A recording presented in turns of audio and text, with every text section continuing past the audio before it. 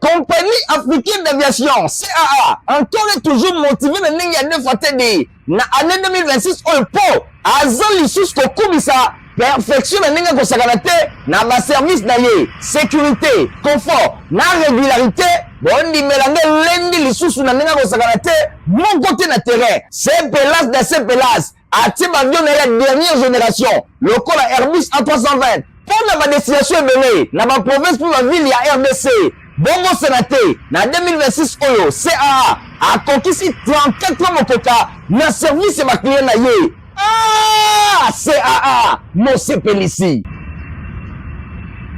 Chef ya gouvernement Judith Suminwa azali koko ba séjour na ye na New York kuna na États-Unis pa participer ki na déjeuner oyo epesama ki na président ya Philippines ya onde ezali élément oyo ekofongola journal na biso ya mokolo ya jeudi 12 mars mbote na bino nyonso kozwi occasion ya kolanda basango na biso. Délégation parlementaire ya Assemblée nationale ekomaki kuna na bwende chef lieu ya province ya Chwapa na bokambeli ya rapporteur ya bureau ya Assemblée nationale professeur Jacques Njoli héritier Mapindemi Grace Poba. Rapporteur ya Assemblée nationale, professeur Jacques Njoli et Sengekeli et longona délégation ya Assemblée nationale bakomaki na bwende chef lieu ya province ya Chwapa. Ezalaki bongo na cadre ya mission parlementaire et information pe ya consultation. Porte-parole ya chambre basse ya parlement azalaki na tête ya délégation oyo ezalaki composé na ba députés nationaux originaires ya province oyo mingi ba députés nationaux Lilongo, Bochili Lori, Lokola, Isaka François pe Botuli Yaki Zakari. Bango bakomaki na aéroport national ya Boende, rapporteur ya Assemblée nationale et longona délégation na ye ba yambamaki na ba autorité politico-administrative ya province, ba responsable ba service ya sécurité, pe délégation ya ba cadre, pe ba militant ya ba parti politique, ba bâtisseur ya Congo. Kobanda na aéroport national ya Boende, délégation parlementaire ba kendaki na gouvernorat ya province et pa wapi ba présentaki ba civilité na bango et pa ya vice-gouverneur Albert Bokongo Bonkoma ba échange na bango et kendaki mingi na objectif ya mission parlementaire na bango pe ba principale préoccupation oyo ezali lié na situation politique sécuritaire administrative ya province na mission parlementaire oyo ezali ko viser kozwa information auprès ya ba autorité provinciale pe ba différentes composantes ya société civile locale pour na meilleure appréciation ya ba réalité ya province ezali bongo na cadre ya démarche oyo bazali kosala pour na koza ba préoccupation oyo elobami epai ya population mingi na makambo etali spoliation présumée ya ba bien ya l'état pe ba conflit foncier na ba différents oyo ezali bongo lié na ba exploitation forestière pe ba construction anarchique na perspective ya délégation parlementaire oyo esalimi série ya ba consultation elongo na ba autorité provinciale ba élus locaux ba membres ya gouvernement provincial pe kozwa ba éléments et informations nécessaires pour na contribuer na renforcement ya autorité ya l'état na province ya Chwapa. Kama masolo ya chambre basse parlement boseneli koyeba ke délégation parlementaire ya bureau ya Assemblée nationale ekobaki bongo mercredi 11 mars 2026 na hôtel Koko likuna na Bwende ba consultation elongo na ba différentes forces vives ya province ya Chwapa héritier Mapindemi apesi mi ba détail. Délégation parlementaire dépêchée na bureau ya Assemblée nationale bakobaki mercredi 11 mars 2026 na hôtel Kokoli na Boinde ba consultation elongo na ba différentes forces vives ya province ya Chwapa ba échange oyo ezalaki na cadre ya mission d'information mingi penza pona koza ba donner na problématique ya désaffectation pe ba oyo etali ba préoccupation majeure oyo ezali ko toucher mingi province pona deuxième journée ya misala délégation ya ba conseil communaux ba yamba makiliboso na occasion wana président Lucy Masimba atalisaki ba inquiétude na bango pona catégorie ya bactères locaux liboso ya ampleur oyo phénomène ya désaffectation ezali ko salema na province ya Chwapa balobelaki pe kozanga kosilisa ba projet ebele ya développement na ba territoire misusu situation oyo ezali ko freiner développement socio-économique ya province ba consultation oyo ekobaki na délégation ya gouvernement provincial et kambamaki na gouverneur ya province Albert Bokongo Bonkoma les grands. Ba échange oyo et permetaki ko aborder ba piste belé ya solution pour na ko contribuer na apaisement ya situation. Parmi ba mesures oyo ekani kozwama ezali lokola suspension ya ba nouvelle désaffectation nyonso pe kozela adoption ba disposition oyo ezali bongo destiné na encadrer question yango na souci ya kotombola compréhension na ba difficulté administrative structurelle oyo province ezali na yango. Délégation parlementaire ba betaki masolo na ba chef ya division provinciale na ngambo mosusu ba kobaki ba consultation. Rapporteur ya Assemblée nationale professeur Jacques Njoli ye asalaki visite na village Baliko na secteur ya Bolwa. Site oyo a visitaki plantation ya mandefu epai wapi bazali ko développer ba activité agricole lokola culture ya banane plantain ba piment to pilipili pe kobongisa ba champ to ko expérimenter yango natina wana pona ko lancer ba initiative agricole mosusu. Délégation ekendaki pe na site ya université technique ya Chwapa Unitec na Mokuse oyo ezwami na avenue Jacques Njoli pona kotala état ya avancement ya misala. Selon explication oyo epesamaki na architecte Daniel Mukendi, ba auditoire ya institution académique oyo ekoki kozala opérationnel d'ici mois de mai pona ko confronter ba information oyo bango bazwaki na réalité sur terrain. Délégation oyo ekambamaki na Jacques Njoli basalaki pe visite na ba site ya ndenge na ndenge oyo ebebisami na désaffectation suite na arrêté ya gouverneur ya province. Selon ba composante mosusu ya population ba décision oyo yango nde ezali kotuta ba droit foncier ba services provinciaux ebele bazali concerné pona désaffectation mingi ba division provinciale ya plan ya mine ya poste pe télécommunication ya fonction publique ba infrastructure pe travaux publics ya santé ba droits humains environnement pêche et élevage ya développement rural ya transport ba installation ya groupe mobile ya intervention pe ya division provinciale ya police oyo ezali pe parmi ba site oyo ezalaki visiter sur place na population atalisaki kanda na ye bakobaki mission pour na kotala délégation parlementaire bakendaki lisusu na siège administratif ya province epai wapi misala ekatani depuis juillet 2025. Ministre provincial de l'infrastructure et travaux publics Vianney Bolekola asengi pour na reprise ya misala. Délégation bakendaki na regard ya Boende epai wapi misala ezali suspendu depuis ba mois ebele selon ba responsable site oyo ezali bongo adjudicateur ya marché oyo ekoki ko assurer reprise ya misala mikolo ezali koya.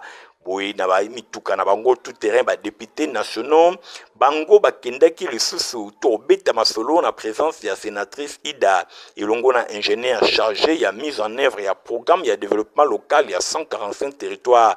Ba échange oyo et permetaki koza ba éclaircissement na état ya avancement ya misala na chantier oyo ekangami.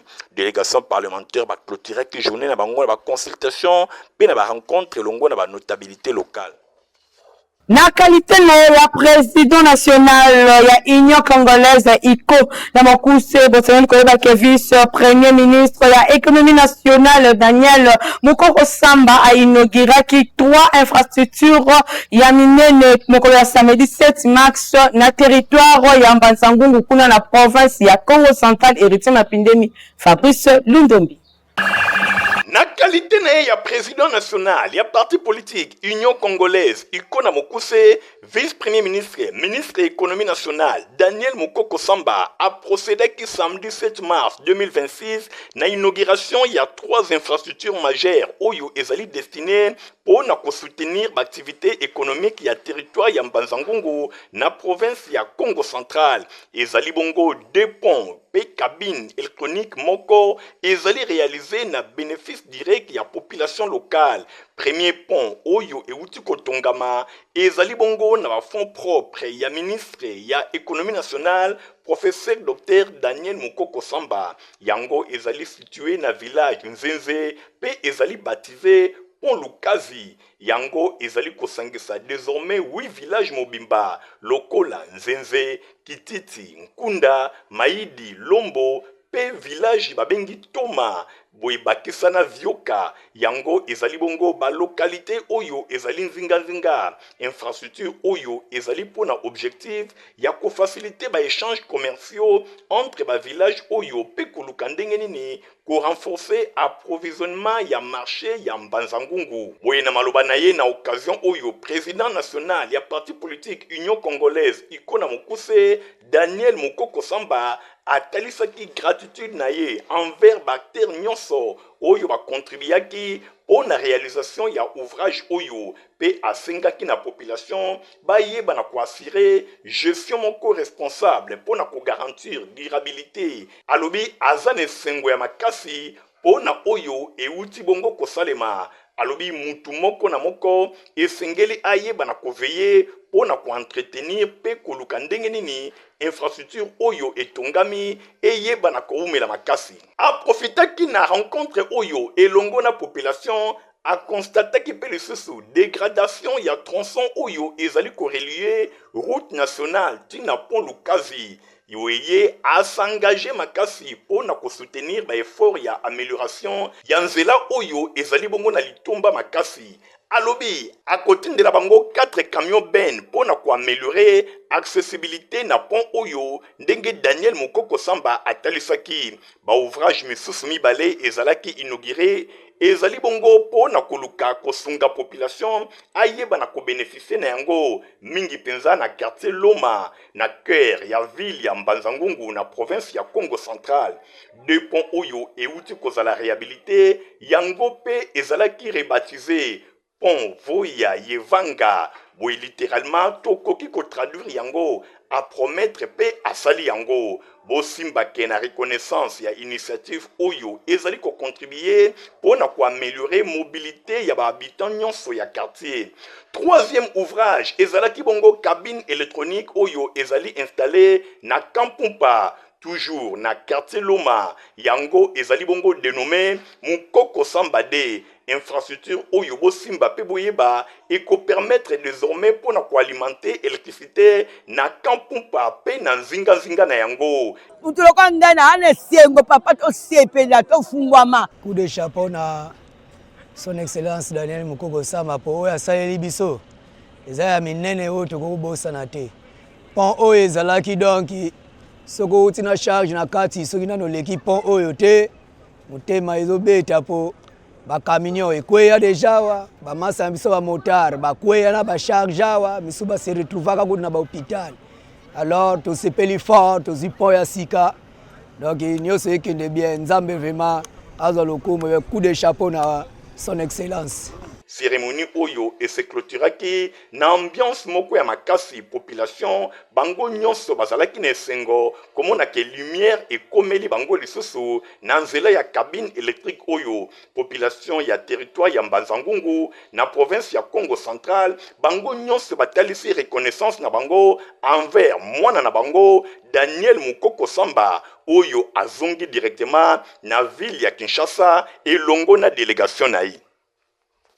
Tozongi bongo la ville province à Kinshasa pour l'hôtel Sabino Ndenge distingué première dame Denise Nyakero Tshisekedi a participé qui peut na activité oyo ezalaki organisée na ba famille ya IDPSP ya INC toujours na cadre ya le 8 mars oyo ezalaka dédié pour na ba maman Stéphana Skande Nathalie Kala Kapenda.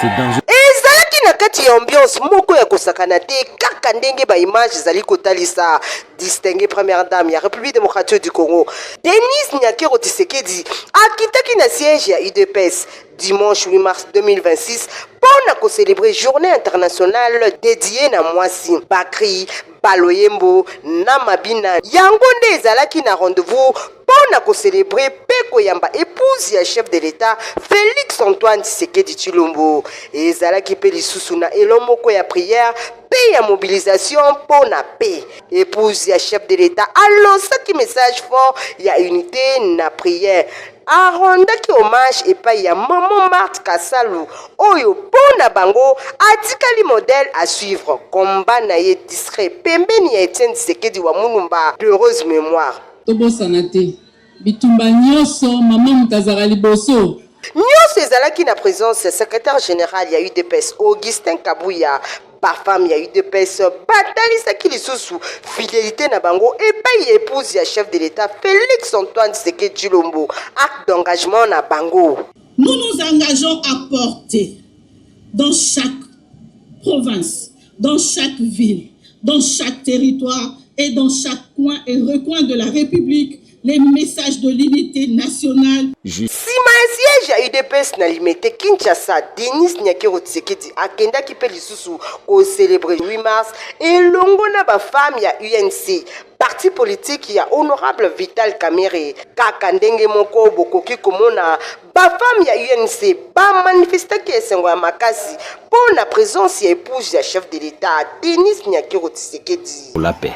La femme s'engage et agit avec responsabilité.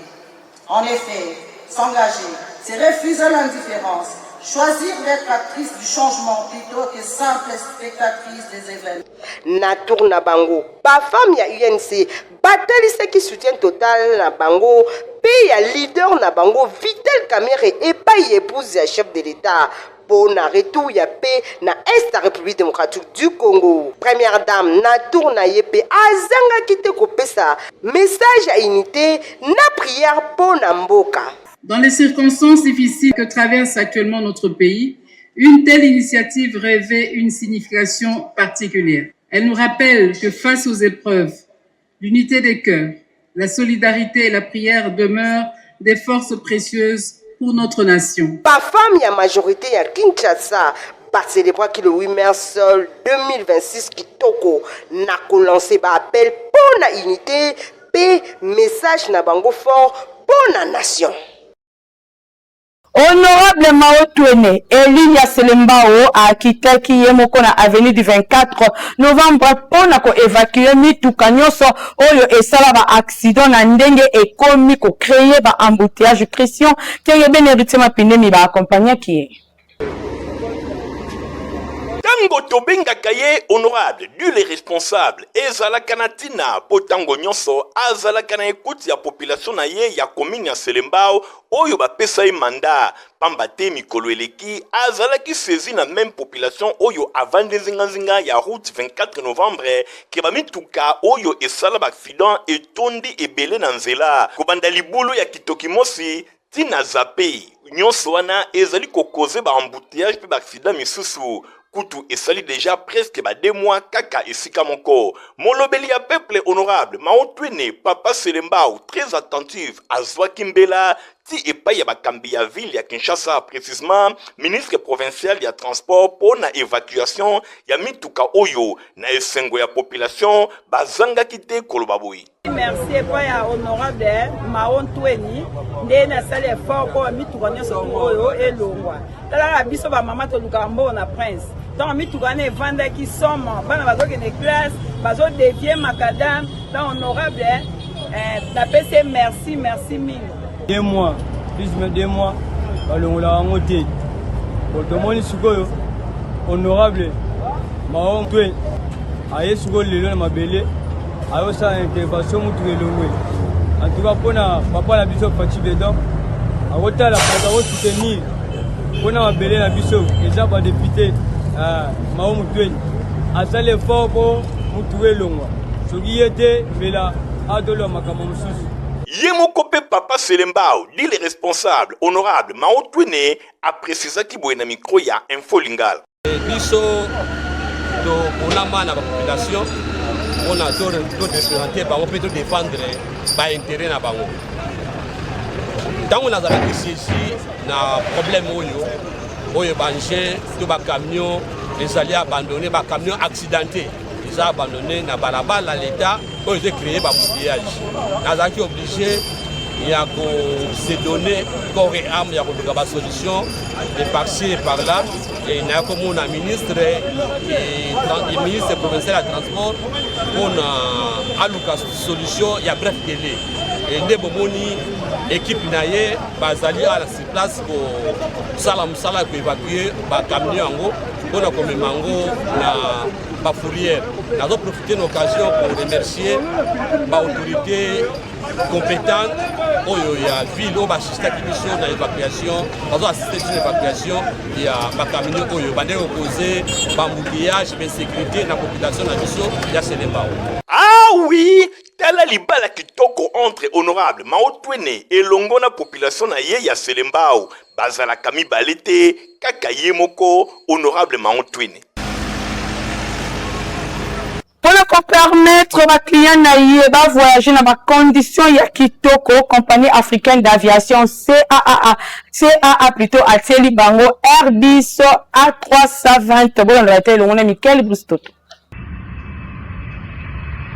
Ah oui, compagnie africaine d'aviation CAA encore et toujours motivé na ndenge ya nefatedi na année 2026 opo azali sous kokubisa perfection na ndenge kosakana te na ba service na ye sécurité confort na régularité bondi melange lendi lisusu na ndenge kosakana te mon côté na terrain c'est pelas de ces pelas ati avion na la dernière génération lokola Airbus A320 pour la destination ebele na ba province pour la ville ya RDC bongo sénaté na 2026 oyo CAA a conquis 34 motoka na service ba client na ye. Ah, CAA Mose Pelisi. Na kula enseignement bosengeli koyeba ke na cadre ya ko préparer ba épreuve préliminaire ya examen d'état nde na tina wana complexe scolaire Mama Pemba eyambaki ba inspecteur ya Moamba oyo bayaki pona kosolola na ba élève finaliste Héritier Mapindemi da Dilandu. Thanks for being with us and we done with us. Thanks for all things we are saying here. Na cadre ya ko préparer ba épreuve préliminaire et examen d'état na ndenge ya malamu complexe scolaire Mama Pemba école ya fondation Nerombungu ezali kotika eloko moko te au hasard nyonso ezali kobongama na ndenge ya kosakana te boyoka mokolo ya jeudi 5 mars 2026 mingi penza ba élève finaliste ba yambaki ba inspecteur provincial ba yaki wana pona kotalisa bango ndenge nini ba épreuve oyo esalemaka IPP ya Moamba ayaki wana elongo na ba adjoint na ye bazalaki liboso ba élève finaliste tomonaki pe ba enseignant ba encadré bazalaki wana pe présence ya promoteur Rodrigue Mbungu ba élève bazalaki vraiment bien enseigné et pas ya ba inspecteur oyo pona kotalisa bango eloko ezali ya motuya pona réussite na bango examen d'état ezali liboso eloko etali discipline kotia nzambe liboso pe koyeba na kobongama na ndenge ya kosakana te travail personnel pe travail collectif esengeli koassiste na baenseignement nyonso oyo ezali kopesama kofuta bafrais scolaire po bayeba na kobengana yo te nyonso wana ezali kosala ke élève finaliste ayeba na kozala prêt mokolo ya baépreuve ayeba na kose comporter na ndenge ya malamu IPP elongo na baadjoint na ye bazwaki malo na kotalisa baélève finaliste bacontour nyonso ya baépreuve ya examen d'état surtout mingi bapréliminaire oyo ezali kobanda déjà na mois de mai message ya bainspecteur ezalaki bien reçu pamba te baélève ya complexe scolaire Mama Pemba batunaki mpe mituna ya ndenge na ndenge mpona kozwa baéclairage oyo esengeli nde na suka ya nyonso IPP azangaki te kopesa baprécision. C'est d'abord Dieu. Associer Dieu à tout ce que nous venons de dire. Bientôt nous allons finir. Dans ce cadre, justifie l'intérêt que nous avons pour vous. Au précédé, on parlait de la sensibilisation à l'examen d'État. Plus on s'approche de l'examen d'État, des gens sans qualité viennent vers vous pour vous raconter des hérésies. Ils viennent vous raconter n'importe quoi. Souvent, ils vous racontent des mensonges, bien sûr. Comme ils savent que, tel que vous êtes là, tous vous avez un sentiment commun. Qui peut me rappeler les sentiments qui animent?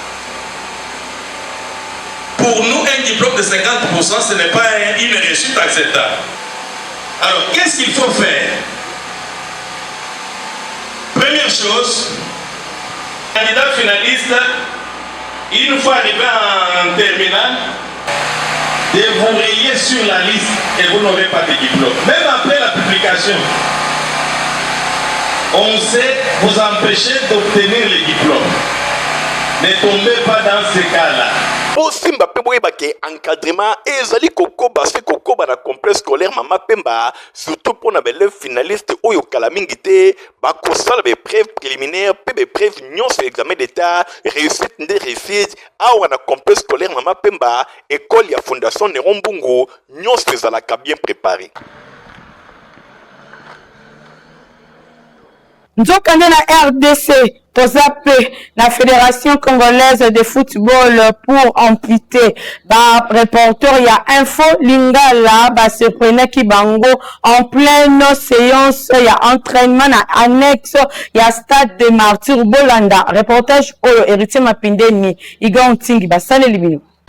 Batu ebele bayebaka te ke football to lisano ya ndembo eza kaka mpona bato ya makolo mibale te. Meme bandeko oyo bakatana lokolo to mpe loboko na français babengi bango bapersone ampute bango mpe babetaka lisano ya ndembo lokola awa toyaki kotala sélection na bango. Awa na Tongo bazalaki en pleine séance d'entraînement na terrain annexe ya stade de Martyr de la Pentecôte na Bokambemi ya directeur technique na bango directeur technique national Bopembe Mongombe Toronto.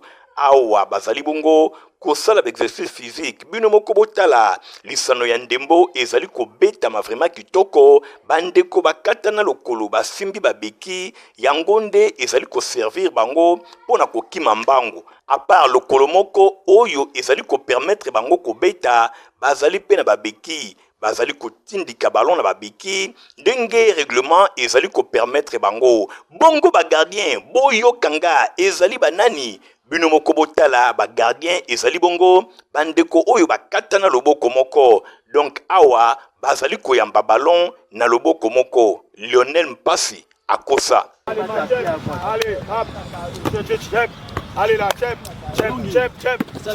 hop, très bien là, hop. Balto lisano ya ndembo ezali kaka pona ba personne valide te bino moko bomoni ndenge bango bazali kobeta na micro ya Info Lingala journal ya peuple directeur technique national Bopembe Mongombe Toronto a expliqué. Entraînement toza na bandeko yo ndenge bomoni ba amputé mais toza ko s'entraîner bango na kombo ya Fédération Congolaise de Football pour amputé na mouvement la carte mouvement paralympique itosangisi bango puisque biso nde awa na Congo toza na retard mais na ba mikili ya misusu ezalaka déjà biso tozoki eliki atosangisa mpe bango awa na Congo omoni tosali l'équipe tosali mpe fédération toza ko entraîner bango bon depuis tosali puisque la fédération eza na 3 mois mais bango baza na 2 ans bazali kaka na nzela mais tozwi bango tosangisi bango na 2 ans bazali na bango kaka na nzela mais tosangisi bango na kati ya baéquipe ndenge eza wana eza na 2 équipes toza Astrovi na amputé de Kinshasa.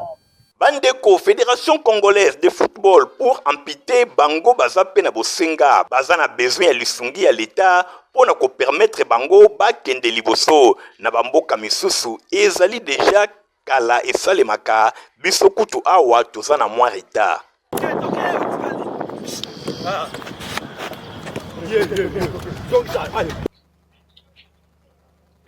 Protivap eza potopoto kitoko na olemba koloba te atoza mukolo okoki komelango sans problème.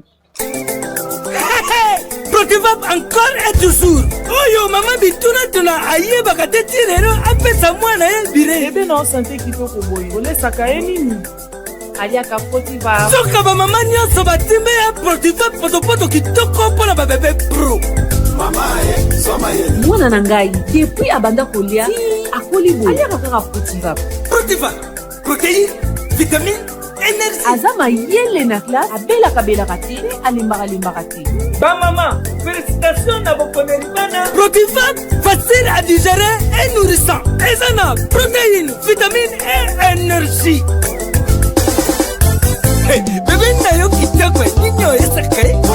Baba ingakango, santé kitoko nzoto makasi. Matemi disa, mama de zamana. Sokana présidente atindeli biso prévision oyo ezali consacré na ba variable agroclimatique pour la saison agricole il y a 2026 pour na mois ya mars avril mai.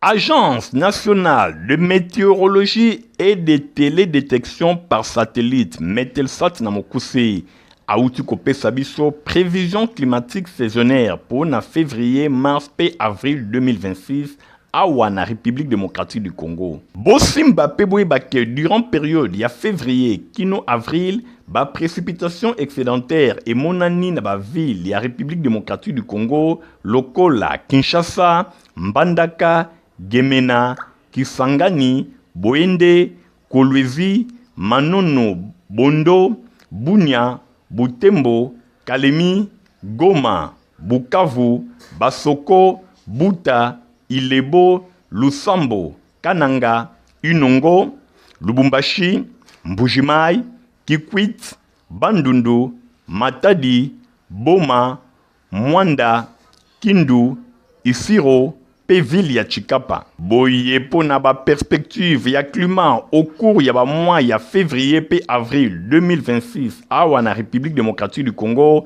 ezali kotalisa ke ba précipitation excédentaire yango et monisami na République démocratique du Congo mobimba. Boye natina wana probabilité et monani ya ko enregistrer ba précipitation ya makasi oyo ekoki komema ba inondation pe ba glissement ya terrain. Natina wana Metelsat ya République démocratique du Congo a pesi message oyo pour na ko avertir ba autorité pe population afin que ba disposition ya malonga eye bana kozwama. Eloni lesilaka te info lingala ya mokolo ya jeudi 12 mars 2026 yango ekomi na suka soki bo apprécier ki yango pesa vraiment merci na Nathalie Kelaka Penda oyo azalaki na édition azalaki assisté epa ya Grâce Poba na sima ya caméra tozalaki bongo na Christian Kengebe ni montage simama ki pe kaka na Christian Kengebe ni pe Fabrice Lundobi journal ya peuple pour la peuple ezaka supervisé et pas ya héritier Mapinde Mbandeko boti kala malam. Au revoir. Ah oui, compagnie africaine d'aviation CAA encore et toujours motivé na ndenge ya neuf atende na année 2026 oyo po azali lisusu kokubisa perfection na ndenge kosakana te na ba service na ye sécurité confort na régularité bondi melange lendi lisusu na ndenge kosakana te moko te na terrain CPLAS na CPLAS atie bavion na ya dernière génération lokola Airbus A320 pour la destination ebele na ba province pour la ville ya RDC bongo sénaté na 2026 oyo CAA a conquis 34 mokoka na service ya ba client na ye. Ah, CAA, mon CPLC.